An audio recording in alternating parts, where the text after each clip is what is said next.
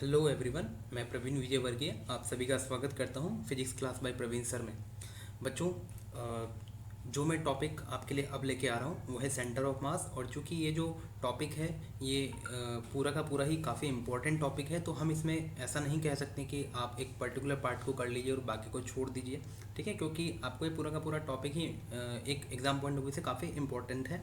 तो मैं कोशिश करूँगा कि क्वेश्चंस की हेल्प से आपको इस चैप्टर के जो कॉन्सेप्ट है उनको समझाने की कोशिश करूंगा। तो इसी सीरीज़ में मैं कुछ इंपॉर्टेंट क्वेश्चंस आपके सामने लेके आ रहा हूं जो कि आपको आने वाले एग्जाम में हेल्प करने वाले हैं। ओके, तो आइए शुरू करते हैं। देखिए, जैसा कि क्वेश्चन आपको दिया हुआ है यहाँ पर, एक सर्कल की रेडियस दी हुई है ए, है ना। From a circle of radius small A N isosceles right angle triangle with hypotenuse as diameter of the circle is removed. The distance of the center of gravity of the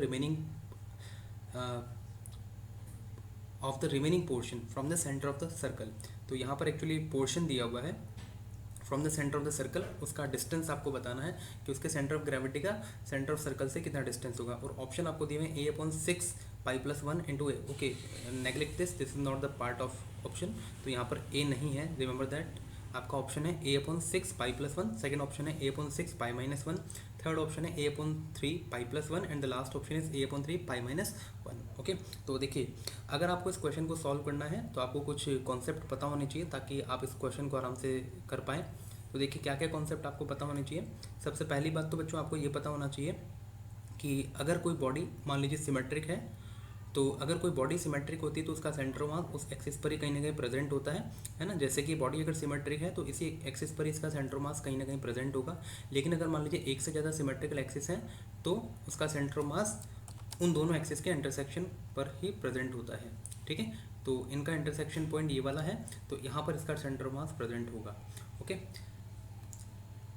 okay, second thing, इसी तरीके से आप एक और example देख सकते हैं, है ना। ये वाला जो बॉडी है इस वाले एक्सिस के अबाउट और इस वाले एक्सिस के अबाउट सिमेट्रिक है एंड दैट इज वाई इनका सेंटर ऑफ मास यहाँ पर प्रेजेंट होगा। पहली बात। दूसरी बात, सिमेट्रिक होने का मतलब केवल ये नहीं कि ज्योमेट्रिकली सिमेट्रिक हो, ठीक है, उसका वो जो मास का डिस्ट्रीब्यूशन है वो भी यूनिफॉर्म होना चाहिए, तो ही हम बोलेंगे कि वो बॉडी सिमेट्रिक है। ओके, दूसरा पॉइंट जो बच्चों आपको पता होना चाहिए वो क्या है कि अगर मान लीजिए ये कोई बॉडी है, ठीक है, सर्कल आपको या फिर कोई बॉडी आपको दी हुई है और इसमें से मान लीजिए आपने कुछ पोर्शन को यहाँ से रिमूव कर लिया है। जैसे कि मैंने मान लीजिए इतना पोर्शन यहाँ पर रिमूव कर लिया है, तो बचा हुआ पोर्शन क्या होगा, केवल ये वाला पोर्शन आपके पास बचेगा, है ना। इतने पार्ट में मटेरियल आपके पास बचा हुआ रहेगा यहाँ पर, लाइक दिस। तो इसको अपन ऐसा ट्रीट कर सकते हैं कि कभी किसी टाइम पर ये पूरा का पूरा ऐसा सर्कल रहा होगा, है ना, लाइक दिस, और इसमें से आपने इतना पार्ट यहाँ पर हटा लिया है। ओके, अब चूंकि इस वाले पोर्शन को हमने इसी में से हटाया है, इसलिए दोनों का जो डेंसिटी होगा, मास डेंसिटी, वो क्या रहेगा, सेम रहेगा। ठीक है, ये दूसरा पॉइंट आपको पता होना चाहिए।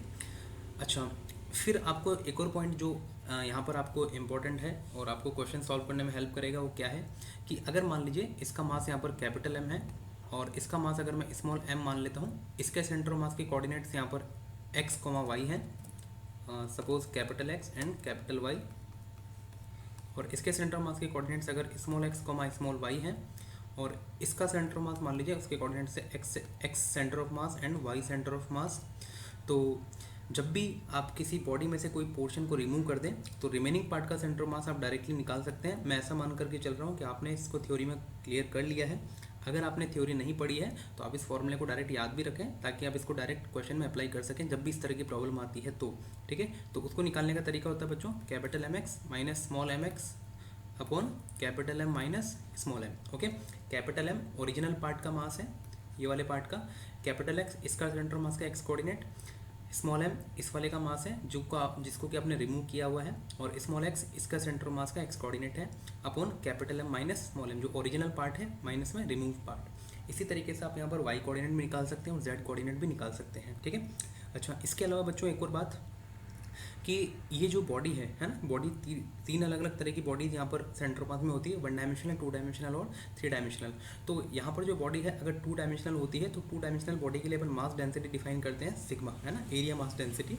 तो किसी भी बॉडी का मास अगर वो 2 डायमेंशनल बॉडी है तो हम उसके लिए लिख सकते हैं mass density into area. Okay, तो इसी तरीके से मैं यहाँ पर कैपिटल एम को ये लिख सकता हूँ, इसी तरीके से मैं स्मॉल एम को भी लिख सकता हूँ। अब चूंकि दोनों बॉडी का मास डेंसिटी सेम है, इसलिए इसके लिए भी मैं सिग्मा को यूज़ करूँगा, तो इसके लिए भी मैं सिग्मा को यूज़ करूँगा, लेकिन दोनों का एरिया जो है वो अलग अलग है। तो मैं इसी फॉर्मूले को ऐसा भी लिख सकता हूँ, sigma A X minus sigma small X upon sigma capital A minus sigma small A. Okay, तो सिग्मा से सिग्मा यहाँ पर कैंसिल आउट हो जाएगा, तो ये बचेगा A X minus small A X upon capital A minus small A. Okay, तो ये एक तरीका है ताकि आप इसको डायरेक्ट अप्लाई करेंगे, इसमें आपको मास की जरूरत नहीं पड़ेगी, सिंपली आप एरिया निकाल लें और उसको यहाँ पर पुट करके सॉल्व कर सकते हैं। इसी तरीके से आप वाई कोऑर्डिनेट भी निकाल सकते हैं और जेड कोऑर्डिनेट भी निकाल सकते हैं। ओके, ये दूसरा कॉन्सेप्ट है बच्चों।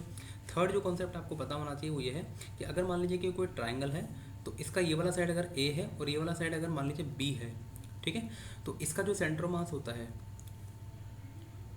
उसके कोऑर्डिनेट्स होते हैं बच्चों, ये अगर मान लीजिए इसका ओरिजिन है तो इसके सेंटर मास यहाँ कहीं होगा, तो इसके सेंटर मास के जो कोऑर्डिनेट्स होंगे वो होंगे बच्चों a/3, b/3। इसको आप ऐसा याद रखें कि यहाँ से यहाँ तक का जो दूरी होगा वो इस वाले डिस्टेंस का 1/3 होगा, और यहाँ से यहाँ तक का जो डिस्टेंस होगा वो इस वाली साइड से b/3 होगा। ओके, इस तरीके से आप इसको याद रख सकते हैं।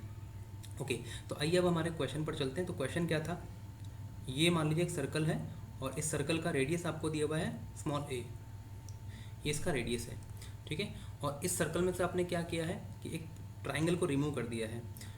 तो इस तरीके से आपने यहाँ पर रिमूव किया है इसको कि उसका जो बेस होगा बच्चों वो इसके डायमीटर पर आ रहा है। तो आपका जो डायग्राम बनेगा कुछ ऐसा बन जाएगा लाइक दिस। ओके, तो बचा हुआ पोर्शन कौन सा होगा, ये वाला होगा। ओके, तो क्या मैं ऐसा मान सकता हूँ कि कभी किसी ज़माने में ये पूरा का पूरा ऐसा सर्कुलर रहा होगा लाइक दिस, और फिर इसमें से आपने क्या किया, इतने से पोर्शन को हटा दिया है लाइक दिस, है ना। तो अगर इसका एरिया कैपिटल ए है, इसका एरिया मान लीजिए स्मॉल ए में लिख देता हूँ, तो क्या आप मुझे बता सकते हैं कि इसकी जो साइड लेंथ होगी वो कितनी हो जाएगी। यस, देखिए इसका जो रेडियस था वो ए था और ये वाला भी रेडियस ए हो जाएगा, इसका मतलब इसका जो एरिया होगा वो हो जाएगा पाई इंटू में ए स्क्वायर। ओके, और इसका एरिया अगर आप लिखें तो ये वाली जो साइड लेंथ होगी वो 2 स्मॉल ए के बराबर हो जाएगी, और इसकी जो हाइट होगी वो सर्कल की रेडियस के बराबर हो जाएगी, दैट इज स्मॉल ए। तो इसका जो एरिया आएगा स्मॉल ए नॉट लिख देता हूँ मैं इसको। ओके, तो ए नॉट इज इक्वल्स टू कितना हो जाएगा, हाफ इंटू ए इंटू 2a। ओके, मतलब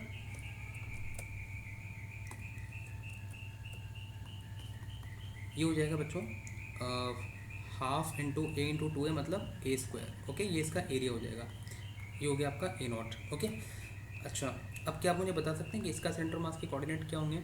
यस, इसका सेंटर मास जो होगा ओरिजिनल वाले पार्ट का वो तो बिल्कुल मिड में होगा क्योंकि सिमेट्रिक बॉडी है, तो इसके सेंटर मास के कोऑर्डिनेट्स हो जाएंगे 0,0। अगर मैं इसको एक्स एक्सिस मान लेता हूँ और इसको मैं मान लेता हूँ आपकी वाई एक्सिस। ओके, तो यहाँ पर अगर आप इस डायग्राम में देखोगे तो ये हो जाएगी आपकी एक्स एक्सिस और ये वाली हो जाएगी आपकी वाई एक्सिस। तो क्या आप मुझे इसके सेंटर मास की कोऑर्डिनेट बता सकते हो।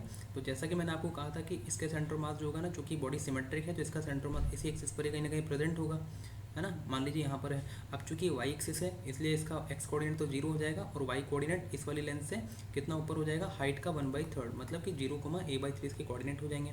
इसी तरीके से इसकी कोऑर्डिनेट होगा 0,0। तो जो रिमेनिंग पार्ट है उसका सेंटर मास का एक्स कोऑर्डिनेट अगर आपको निकालना है तो वो तो 0 आ जाएगा। अभी क्यों आ जाएगा 0, क्योंकि कैपिटल एक्स यहाँ पर 0 है और स्मॉल एक्स भी यहाँ पर 0 है इस वजह से।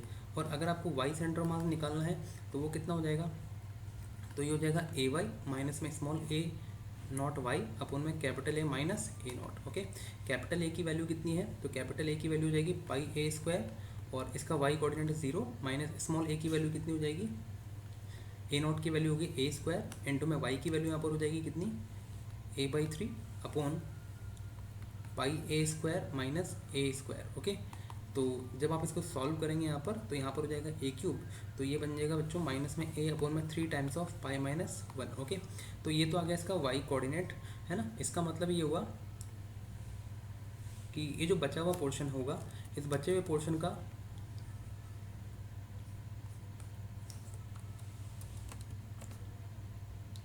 जो सेंटर ऑफ मास होगा वो यहाँ से इतना नीचे होगा, तो यहाँ से यहाँ तक का जो इसका सेंटर मास यहाँ का यहाँ रहा होगा, है ना। इस पॉइंट पर। तो इतना जो दूरी होगा, ये दूरी का आंसर कितना हो जाएगा, a/3 इंटू में π-1। तो ये आपका आंसर हो जाएगा इस प्रॉब्लम का, मतलब डी ऑप्शन। ओके, तो आई होप कि आपको समझ में आया होगा। ओके, तो जल्दी मिलते हैं नेक्स्ट वीडियो के साथ। Thank you very much.